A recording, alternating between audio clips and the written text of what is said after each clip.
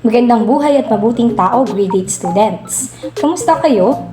Maligayang pagdating sa ating aralin para sa araw na ito. Inaasahan ko na kayo ay ligtas. Handa nang makinig, matuto at makibahagi sa ating talakayan. Tara na at simulan natin ang isang makabuluhang paglalakbay tungo sa pagiging responsable at makakalikasang mamamayan. Ang ating aralin sa araw na ito ay tungkol sa payak na pamumuhay at wastong pagkonsumo bilang pakikiisa ng tao sa pag-iingat sa kalikasan. Matututunan natin kung paano nakatutulong ang simpleng pamumuhay at responsableng pagkonsumo sa pangangalaga ng ating kapaligiran. Alam natin na magkaugnay ang tao at kalikasan. Ang lahat ng mga bagay na mayroon tayo ngayon tulad ng pagkain, tubig, hangin at iba pang pangangailangan ay nagmumula sa kalikasan. Dahil dito, tungkulin natin na pangalagaan at gamitin ng wasto ang lahat ng nasa likas na yaman upang mapakinabangan ito hindi lamang natin, pati na rin ng mga susunod na henerasyon. Ngunit bago yon, alamin muna natin ano nga ba ang kahulugan ng kapayakan o sa Ingles, tinatawag na simplicity. Ang kapayakan o simplicity ay isang bertud na nagpapakita ng pagnanais na huwag tayo kumuha ng labis o kulang mula sa likas na yaman. Sa madaling salita, ginagamit lamang natin ang mga sapat para sa ating pangangailangan. Ito ay isang paraan ng wastong pagkonsumo at paggalang sa kalikasan.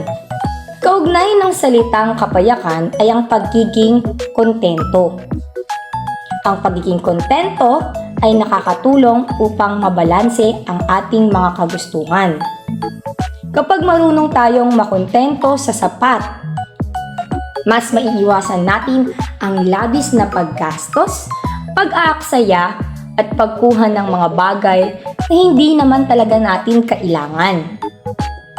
Kaya naman bilang isang kabataan, mahalagang iwasan ang mga sumusunod na kaisipan. Una, yung kaisipang mas marami, mas maganda. Hindi sa lahat ng pagkakataon, totoo ito. Madalas pa nga, masama ang sobra-sobra. Ganun din, iwasan din natin ang katagang. Kailangan ko tong makuha o mabili kasi uso. Kasi meron yung kaibigan ko. Tandaan na makontento tayo sa mga bagay na pangmatagalan at matibay. Mahalagang malaman ang pagkakaiba ng salitang pangangailangan at kagustuhan. Kapag naunawaan natin ang dalawang ito, mas magiging matalino tayo sa ating mga desisyon, lalo na sa pagbili at paggamit ng mga bagay. Unahin natin ang salitang pangangailangan. Ito po ay tumutukoy sa mga bagay na mahalaga sa ating buhay. Kabilang dito ang pagkain, damit, tirahan, at iba pang pangunahing kailangan upang mabuhay tayo ng maayos. Ito ang dapat nating pinaglalaanan ng ating oras, pera at atensyon. Sa madaling salita, sa pangangailangan, dapat lagi natin siyang inuuna. Samantala, ang kagustuhan naman ay mga bagay na nais lamang natin upang magkaroon tayo ng kasiyahan o tinatawag na satisfaksyon sa ating mga ginagawa. Halimbawa nito yung mga mamahaling gadget, laruan o mga bagay na uso. Tandaan na hindi naman masama ang magkaroon ng kagustuhan. Ngunit dapat nating unahin lagi ang mga pangangailangan bago ang mga bagay na ito. Kabilang banda naman, meron tayong tinatawag na pagkonsumo.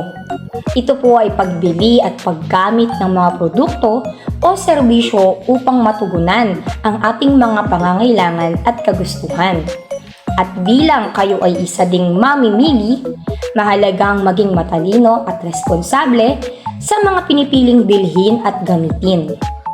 Tandaan, ang wastong pagkonsumo ay paggamit ng mga likas na yaman at produkto sa paraang responsable at epektibo.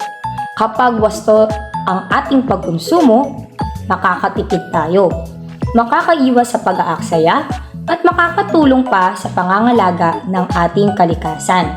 Sapagkat lahat ng bagay na mayroon tayo ngayon, madalas dito kinukuha. Narito ang ilang mga paraan upang maging simple ang ating pamumuhay. Kahit kayo ay mga mag-aaral pa lamang, tiyak na kayang-kaya nyo itong isakatuparan. Una, bilhin lamang ang mga bagay na kailangan mo. Pangalawa, iwasang manghiram ng pera o gamit. Pangatlo, huwag bumili ng mga bagay na madaling masira o mawala sa uso.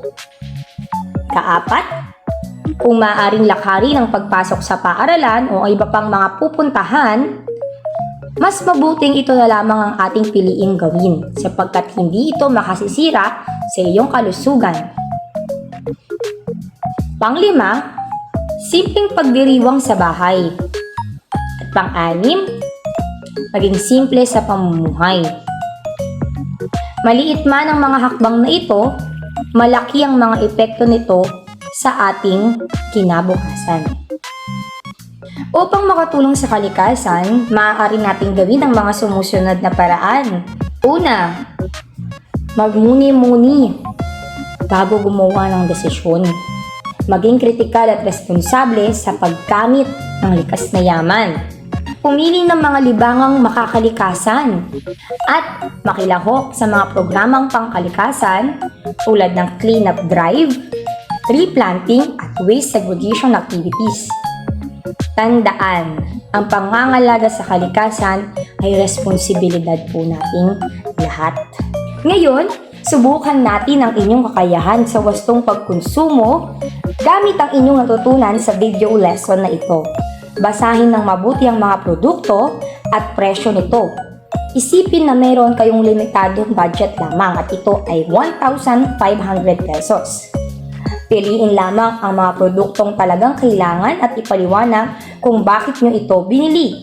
Tandaan, hindi paramihan ng mabibili ang mahalaga dito, kundi ang pagiging responsable sa pagbili. Kopyahin lamang ang bahagi na ito at sagutan sa inyong mga kwaderno o sa one-hop crosswise. Isulat ang mga produktong inyong pinili, ang presyo ng mga ito at ang dahilan kung bakit ito ang inyong binili. Ipaliwanag ng malinaw ang inyong mga kasagutan. At diyan nagtatapos ang ating talakayan tungkol sa payak na pamumuhay at wastong pagkonsumo. Tandaan, ang pagiging simple sa pamumuhay ay hindi nangangahulugang kulang ang meron tayo. Ibig sabihin lamang nito ay marunong tayong pahalagahan ng sapat, maging responsable sa ating mga desisyon at pangalagaan ng ating kalikasan. Maraming salamat sa inyong pakikinig, Grade 8. Hanggang sa muli nating pagkikita, magandang araw sa inyong lahat.